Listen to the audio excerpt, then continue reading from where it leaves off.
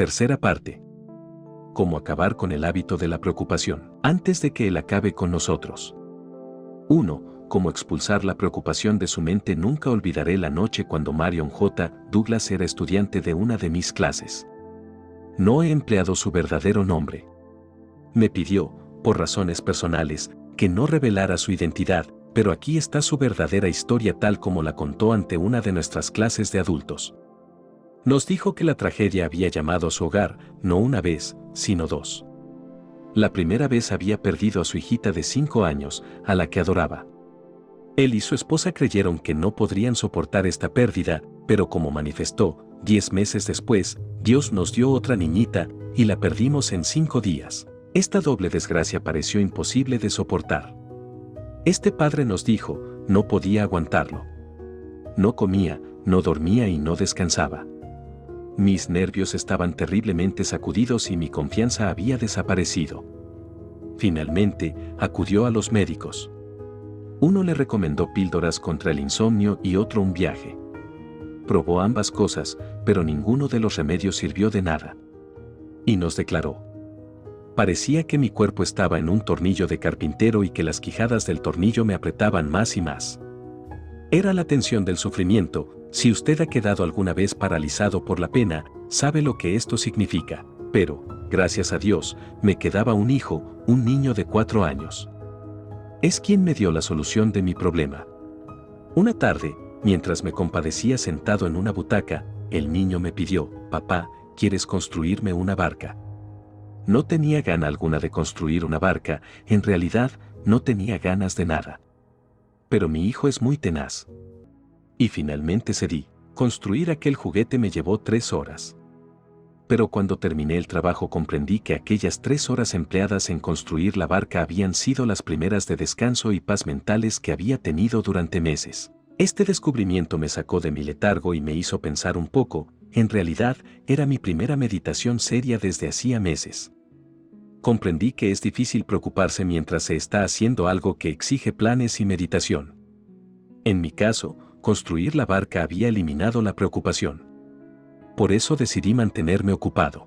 A la noche siguiente fui de habitación en habitación por mi casa, formando una lista de cosas que había que hacer. Había infinidad de objetos que necesitaban reparación, estantes de libros, escalones, persianas, manijas, cerraduras, canillas. Aunque parezca asombroso, hice en 2 semanas una lista de 242 objetos que necesitaban atención. Durante los 2 últimos años he realizado la mayoría de estas tareas. Además, he llenado mi vida de actividades estimulantes. Cada semana dedico 2 noches a las clases de adultos en Nueva York. Me dedico a actividades cívicas en mi localidad y soy presidente de la junta escolar. Asisto a docenas de reuniones. Ayudo a recoger dinero para la Cruz Roja y otras actividades. Estoy ahora tan ocupado que no tengo tiempo de preocuparme. Sin tiempo de preocuparse. Eso es exactamente lo que Winston Churchill dijo cuando trabajaba 18 horas al día en plena guerra. Cuando se le preguntó si no le preocupaban sus tremendas responsabilidades, dijo, estoy demasiado ocupado. No tengo tiempo para preocuparme. Charles Kettering se hallaba en el mismo estado de ánimo cuando se dedicó a inventar un arranque automático para automóviles. Hasta su retiro, el señor Kettering era vicepresidente de la General Motors, a cargo de la mundialmente famosa sociedad de investigación de la empresa. Pero, en aquellos días, su pobreza era tanta que tenía que utilizar el depósito de heno de una granja como laboratorio. Para comprar sus alimentos tuvo que utilizar $1,500 que su mujer había ganado dando lecciones de piano, después tuvo que tomar a préstamo $500 con la garantía de su seguro de vida. Pregunté a su esposa si no estaba preocupada en aquella época. Y ella me contestó, sí, yo estaba preocupada y no podía dormir, pero el señor Kettering no lo estaba.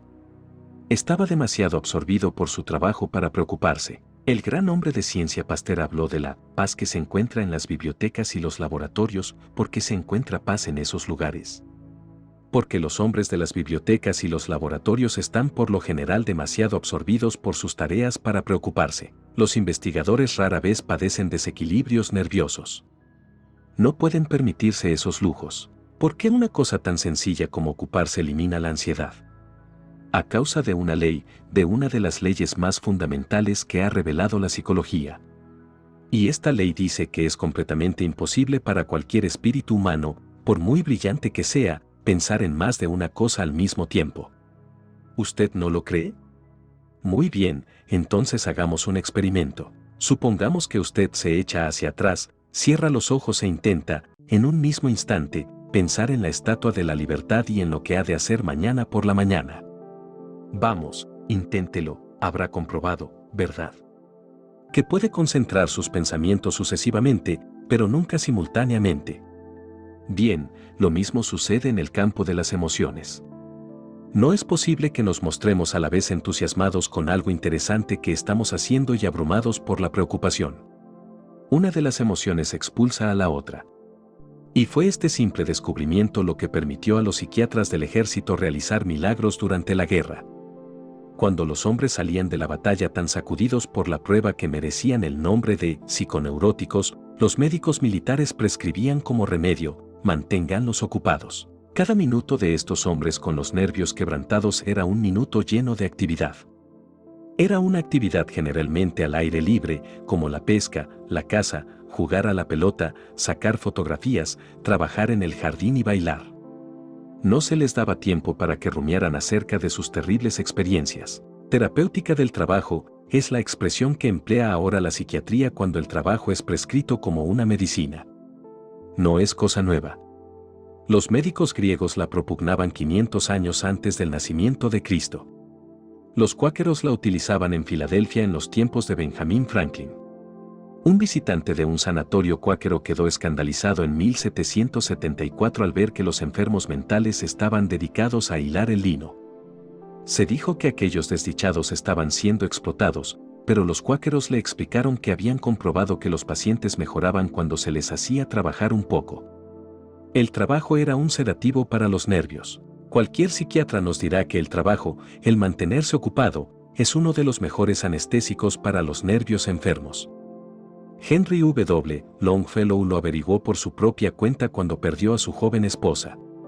Su esposa estaba fundiendo lacre con una vela y se le incendiaron las ropas. Longfellow oyó los gritos y acudió al rescate, pero la desgraciada murió a causa de las quemaduras.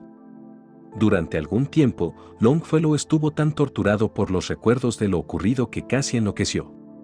Por fortuna para él, sus 3 hijos necesitaban atención. A pesar de su pena, Longfellow tuvo que ser para sus hijos un padre y una madre. Los llevaba de paseo, les contaba historias, jugaba con ellos e inmortalizó esta camaradería en su poema La hora de los niños. También tradujo al Dante, y todas estas obligaciones lo mantuvieron tan ocupado que se olvidó de sí mismo por completo y reconquistó la paz del espíritu.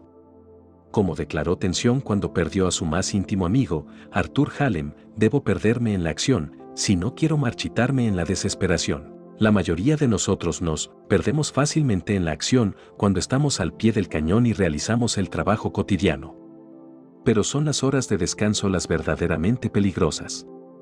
Precisamente, cuando podemos disfrutar libremente de nuestros ocios y ser más felices, llega también el momento en que nos atacan los diablos de la preocupación. Es el momento en que nos preguntamos si estamos haciendo algo de fundamento en la vida, si no estamos dando vueltas a la noria, si el jefe quiso decir algo con la observación que nos hizo, si estamos perdiendo el atractivo sexual. Cuando no estamos ocupados, nuestros espíritus tienden a convertirse en un vacío. Todo estudiante de física sabe que la naturaleza aborrece el vacío. Lo más próximo a un vacío que usted y yo no veremos probablemente jamás es el interior de una lámpara eléctrica de filamento. Rompa esa bombilla, la naturaleza obligará al aire a llenar el espacio teóricamente vacío. La naturaleza también se apresura a llenar el vacío del espíritu. ¿Con qué? Por lo general, con emociones. ¿Por qué? Porque las emociones de la preocupación, el miedo, el odio y la envidia son traídos por el vigor primigenio y la energía dinámica de la selva. Estas emociones son tan violentas que tienden a expulsar de nuestros espíritus todos los pensamientos y emociones pacíficos y felices. James L. Mursell, profesor del Teachers College de Columbia, lo expresa muy bien cuando dice: la preocupación es particularmente apta para apoderarse de uno, no cuando se está en acción, sino cuando ha terminado el trabajo del día. La imaginación corre desbocada en estos momentos, presenta toda clase de posibilidades ridículas y agranda nuestros pequeños errores. En momentos así, el espíritu es como un automóvil que opera sin carga alguna. Corre velozmente y se expone a quemarse y hasta a romperse en pedazos. El remedio contra la preocupación es tener ocupado todo el tiempo en la realización de algo constructivo, pero no hace falta ser profesor de un colegio para comprender esta verdad y ponerla en práctica. Durante la guerra encontré a una ama de casa que había descubierto por sí misma que el remedio contra la preocupación es tener ocupado todo el tiempo en la realización de algo constructivo. Conocí a esta mujer y a su esposo en el coche comedor mientras efectuaba el viaje de Nueva York a mi granja de Missouri. Esta pareja me dijo que su hijo se había incorporado a las Fuerzas Armadas al día siguiente de Pearl Harbor. La mujer me declaró que casi había perdido la salud a causa de la preocupación que sentía por aquel hijo único. ¿Dónde estaba? ¿Estaba bien? ¿Luchando tal vez? ¿Resultaría herido? ¿Muerto? Cuando le pregunté cómo había superado sus preocupaciones, me contestó: ocupando mi tiempo. Me dijo que, en un principio, despidió a su doméstica y trató de ocuparse haciendo sola todo el trabajo de la casa. Pero esto no le sirvió de mucho. Y comentó, el fastidio era que podía hacer mis quehaceres domésticos de modo casi automático, sin emplear la cabeza, y seguí preocupándome. Mientras hacía las camas y fregaba la vajilla, comprendí que necesitaba algún trabajo nuevo que me ayudara a ocuparme mental y físicamente todas las horas del día. Entonces acepté un puesto de vendedora en unos grandes almacenes. Eso hice. E inmediatamente me vi en un torbellino de actividad, clientes que me asediaban y me hacían preguntas sobre precios, tamaños y colores. Nunca tenía un segundo para pensar en algo que no fueran mis obligaciones inmediatas. Cuando llegaba la noche, no podía pensar nada más que en mis doloridos pies. Y, en cuanto cenaba, me iba a la cama y caía en la inconsciencia de modo instantáneo.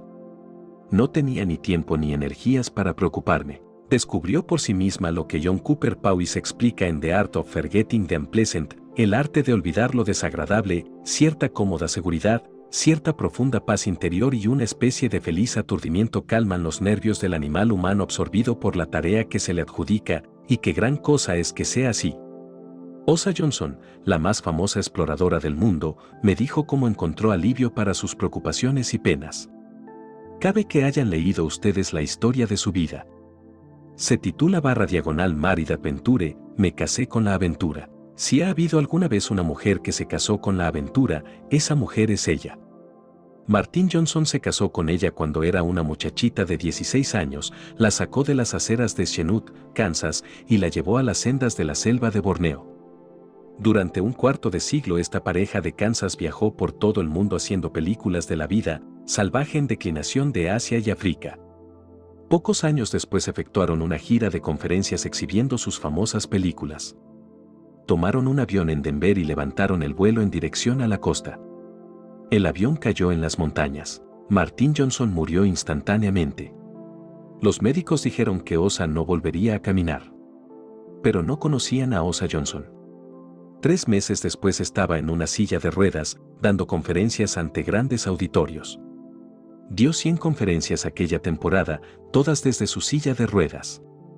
Cuando le pregunté por qué hizo eso, me contestó, haciendo eso no tenía tiempo para la pena y la preocupación. Osa Johnson había descubierto la misma verdad que Tennyson había proclamado un siglo antes: debo perderme en la acción, si no quiero marchitarme en la desesperación. El almirante Bert descubrió la misma verdad cuando vivió solitario durante 5 meses en una choza literalmente sepultada en los cielos que cubren el Polo Sur. Son unos cielos que guardan uno de los más viejos secretos de la naturaleza, unos cielos que cubren un desconocido continente que es mayor que los Estados Unidos y Europa juntos. El almirante Bert pasó allí 5 meses en completa soledad. Ningún otro ser vivo había en un radio de 150 kilómetros. El frío era tan intenso que podía oír cómo su aliento se helaba cuando el viento soplaba junto a su oído. En su libro Alone, Solo, el almirante Bert nos habla de esos 5 meses que pasó en desconcertante y abrumadora oscuridad. Tenía que ocupar su tiempo para no perder el juicio. Y dice, por la noche, antes de apagar la linterna, tomé la costumbre de señalarme el trabajo del día siguiente. Por ejemplo, Asignaba 1 hora al túnel de escape, media hora a la nivelación, 1 hora a ordenar los tambores de combustible, 1 hora a labrar estantes en el túnel de los alimentos y 2 horas a reponer algún desperfecto en el trineo personal. Era maravilloso engañar al tiempo de este modo. Me proporcionó una extraordinaria sensación de dominio sobre mí mismo.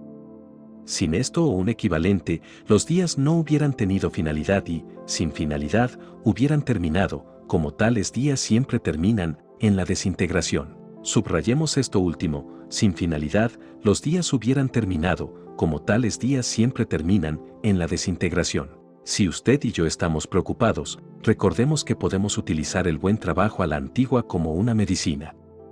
Esto fue dicho por nada menos que una autoridad como el extinto Dr. Richard C. Cabot, que fue profesor de medicina clínica en Harvard. En su libro What Men Live By, ¿Para qué viven los hombres?, el Dr. Cabot dice, como médico, he tenido la felicidad de ver cómo el trabajo curaba a muchas personas que padecían de parálisis temblona del alma como consecuencia de dudas, vacilaciones y miedos avasalladores. El valor que nos proporciona el trabajo es como la confianza en sí mismo que Emerson hizo eternamente gloriosa. Si usted y yo no nos ocupamos, si nos limitamos a sentarnos y rumiar, engendraremos una multitud de los que Charles Darwin denominaba los diablillos. Y los diablillos no son más que la vieja polilla que nos dejará huecos y destruirá nuestro poder de acción y nuestra fuerza de voluntad. Conozco a un hombre de negocios de Nueva York que combatió los diablillos, ocupándose de tal modo que no tenía tiempo para lamentarse y angustiarse. Se llama Tremper Longman. Era alumno de mis clases para adultos y su conversación acerca del modo de combatir la preocupación era tan interesante, tan impresionante, que le pedí que cenara conmigo después de la clase. Estuvimos en el restaurante hasta pasada la medianoche. He aquí la historia que me contó. Hace 18 años estaba tan preocupado que padecía insomnio. Estaba tenso, irritado y tembloroso. Comprendía que mis nervios se venían abajo. Tenía motivos para preocuparme. Era tesorero de la Crown Fruit and Extract Company. Teníamos $500,000 invertidos en fresas enlatadas en envases de 1 galón de capacidad.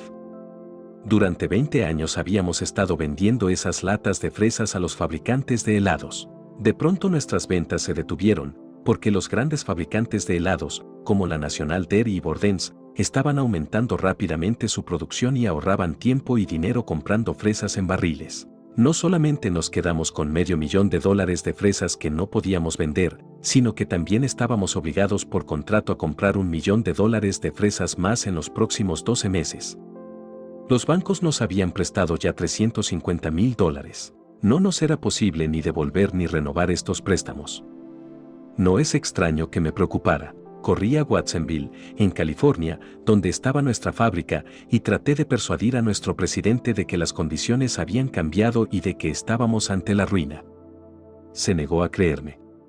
Echó la culpa de todo a nuestras oficinas de Nueva York, no sabíamos vender. Después de días de argumentación, lo persuadía que ordenara que no se enlataran más fresas y se vendiera nuestra próxima cosecha en el mercado de fresas frescas de San Francisco.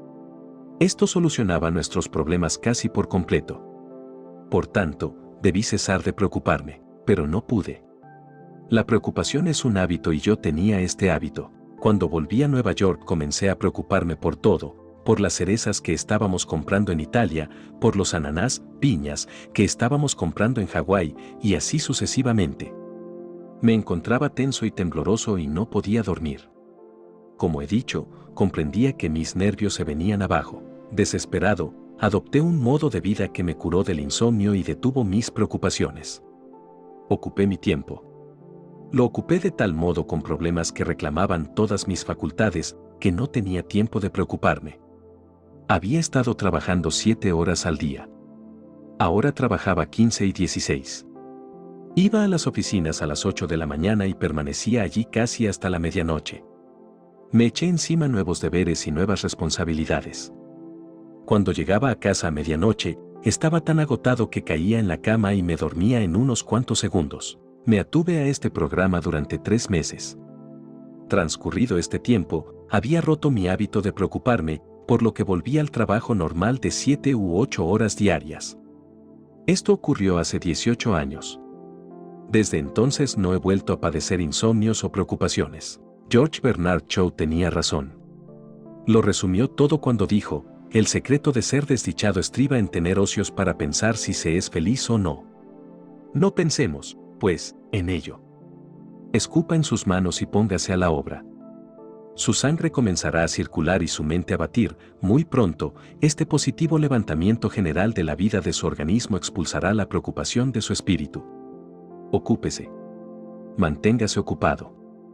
Es el medicamento más barato que existe en la tierra y también uno de los mejores.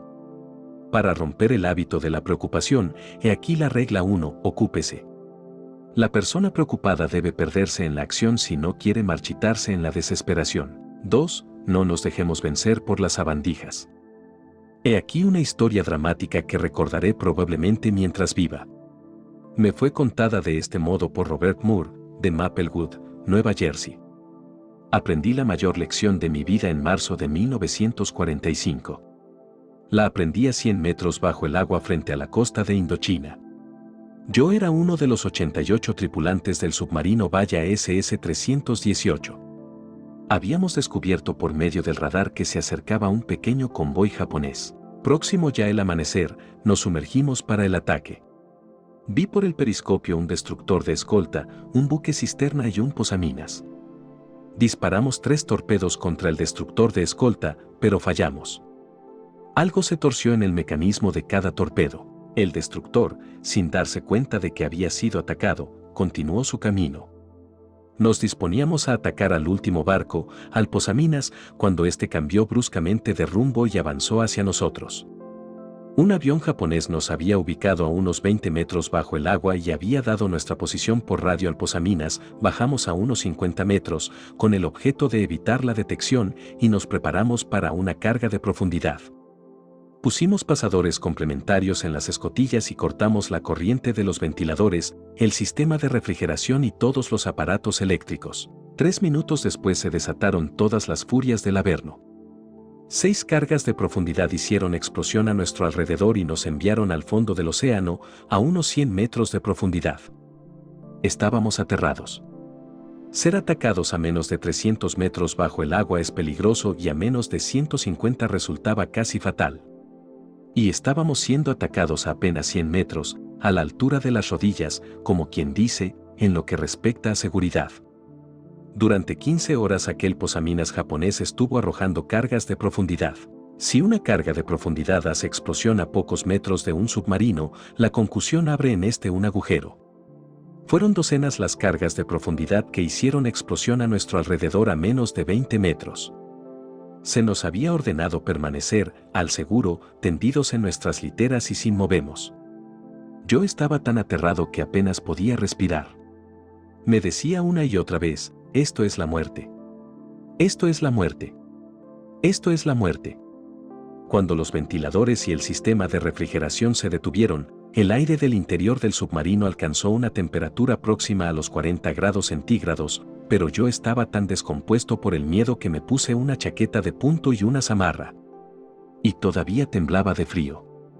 Mis dientes castañeteaban y me invadió un sudor frío y viscoso. El ataque duró 15 horas.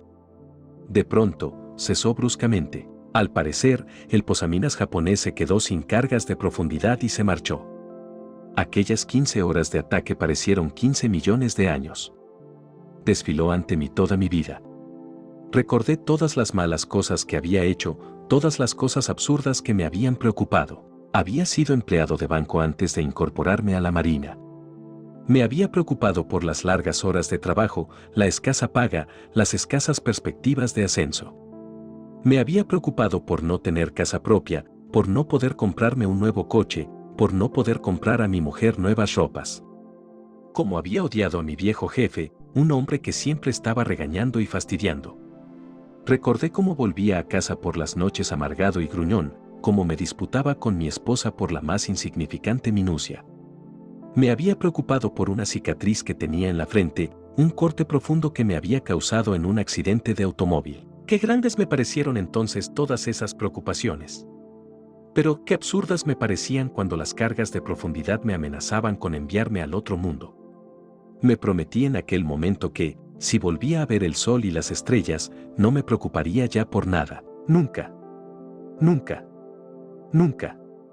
Aprendí más del arte de la vida en aquellas 15 terribles horas en el submarino que lo que aprendí en los libros en mis 4 años de estudios en la Universidad de Syracuse. Es frecuente que encaremos los grandes desastres de la vida con valor y que, en cambio, las minucias, los dolores de cabeza, nos venzan. Por ejemplo, Samuel Pepys habla en su diario de cómo decapitaron en Londres a Sir Harry Vane. Y dice que, cuando Sir Harry subió a la plataforma, no pidió que le perdonaran la vida, sino que pidió al verdugo que no le diera el tajo en el doloroso forúnculo que tenía en el cuello. El almirante Bert descubrió que, en el frío y la oscuridad de las noches polares, sus hombres se encrespaban más por las minucias que por las cosas importantes. Soportaban sin quejarse los peligros y las penalidades en un lugar donde el frío llegaba frecuentemente a los 28 grados centígrados bajo cero. Y el almirante Bert comenta, pero sé de compañeros de litera que dejaban de hablarse por sospechar que el uno colocaba sus cosas en el espacio reservado al otro, y sé también de quien se negaba a comer si no encontraba en el comedor un sitio fuera de la vista del flechero, quien masticaba solemnemente el alimento 28 veces antes de tragarlo. En un campamento polar, las pequeñeces como estas tienen la fuerza de llevar a hombres disciplinados a los lindes de la locura. También hubiera podido decir el almirante Bert que las minucias en el matrimonio llevan a las personas a los lindes de la locura y causan la mitad de los pesares que hay en el mundo. Por lo menos, esto es lo que las autoridades dicen. Por ejemplo, el magistrado Joseph Seves, de Chicago, después de actuar como árbitro en más de 40,000 matrimonios desgraciados, declaró, en el fondo de la mayor parte de la infelicidad matrimonial, hay trivialidades. Y Frank S. Hogan, ex fiscal del distrito del condado de Nueva York, dice, la mitad de los casos en nuestros tribunales para lo criminal se originan en minucias. Una jactancia de taberna, una disputa doméstica, una observación injuriosa, una palabra inconveniente o una grosería son minucias que llevan a la agresión y al homicidio. Son pocos los que sufren un maltrato cruel y considerable. Las cosas que causan la mitad de los pesares del mundo son los pequeños golpes que se asestan a nuestra propia estimación, las faltas de consideración, las heridas sin importancia a nuestra vanidad. Cuando Eleanor Roosevelt se casó, estuvo preocupada durante varios días a causa de que su nuevo cocinero había servido una comida muy pobre. Y la señora Roosevelt dice, si esto sucediera ahora, me encogería de hombros y lo olvidaría. Muy bien. Eso es actuar emocionalmente como una persona mayor. Hasta Catalina la Grande, una autócrata absoluta, tomaba la cosa a risa cuando el cocinero echaba a perder un plato. Mi esposa y yo cenamos en casa de un amigo de Chicago. Mientras trinchaba la carne, este amigo hizo algo que no estaba bien. Yo no lo advertí, y aunque lo hubiese advertido, no me hubiera importado. Pero su mujer lo vio y, enseguida, le saltó al cuello, John. Mira lo que haces, pero es que nunca vas a aprender a servir. Después se volvió hacia nosotros y nos dijo, siempre está cometiendo equivocaciones. Es que no quiere aprender. Tal vez este amigo no quisiera aprender a trinchar, pero yo, desde luego, lo admiro por haber vivido 20 años con una mujer así. Francamente, yo preferiría comer 2 buñuelos con mostaza en un ambiente de paz que cenar con pato de Pekín y aletas de tiburón regañado a cada instante. Poco después de esta experiencia, mi esposa y yo teníamos invitados a cenar en nuestra casa. Poco antes de que los invitados llegasen, mi esposa vio que 3 de las servilletas no correspondían al juego del mantel. Y después, me contó. Corrí a la cocina y vi que las 3 servilletas que faltaban habían ido al lavadero. Los invitados estaban por llegar. No había tiempo para un cambio. Estuve a punto de echarme a llorar. Mi única idea era, ¿por qué esta estúpida equivocación tiene que amargarme toda la fiesta? Pero después me dije que no había motivo para que permitiera que las cosas fueran así. Fui a la cena decidida a pasarlo bien. Y lo pasé. Preferí que mis amigos pensaran que yo era una ama de casa descuidada y no una señora nerviosa y malhumorada. Y, de todos modos, en la medida en que pude observarlo, nadie se fijó en las servilletas. Un aforismo legal muy conocido dice, de mine mais non curat lex, la ley no se ocupa de minucias. Y tampoco nadie que quiera paz interior debe preocuparse por ellas. Muchas veces no necesitamos más que un desplazamiento del énfasis, la adopción de un punto de vista nuevo y agradable, para dejar atrás los fastidios de la trivialidad. Mi amigo Homer Croy, que ha escrito una docena de libros, proporciona un excelente ejemplo de cómo puede hacerse esto. Cuando escribía un libro, el ruido de los radiadores de su departamento de Nueva York lo enloquecía. El vapor silbaba y retumbaba y Homer Croy, sentado a su mesa, resoplaba de irritación. Homer Croy dice, un día fui con varios amigos de expedición al campo. Mientras escuchaba el crepitar de la hoguera, me dije que era un ruido muy parecido al de los radiadores. ¿Por qué me gustaba el uno y odiaba el otro? Cuando volví a casa, pensé. El crepitar de la hoguera era un ruido agradable y el sonido de los radiadores es aproximadamente lo mismo. Me iré a dormir sin preocuparme por el ruido. Y lo hice. Durante unos cuantos días tuve conciencia de que los radiadores estaban allí, pero pronto me olvidé de su existencia. Y lo mismo ocurre con las preocupaciones sin importancia. Nos desagradan y nos angustian, solo porque las exageramos. Disraeli dijo, la vida es demasiado breve para ser pequeña. Y André Maurois comentó así estas palabras en la revista Semana, This Week, son palabras que me han ayudado a través de muchas penosas experiencias, frecuentemente, dejamos que nos atribulen cosas ínfimas que deberíamos despreciar y olvidar. Henos aquí en esta tierra, con pocas décadas más para vivir, y perdiendo muchas horas irreemplazables en rumiar agravios que, al cabo de un año, habrán sido olvidados por nosotros y todo el mundo. No, dediquemos nuestra vida a acciones y sentimientos que valgan la pena, a las grandes ideas, a los afectos verdaderos y a las empresas perdurables.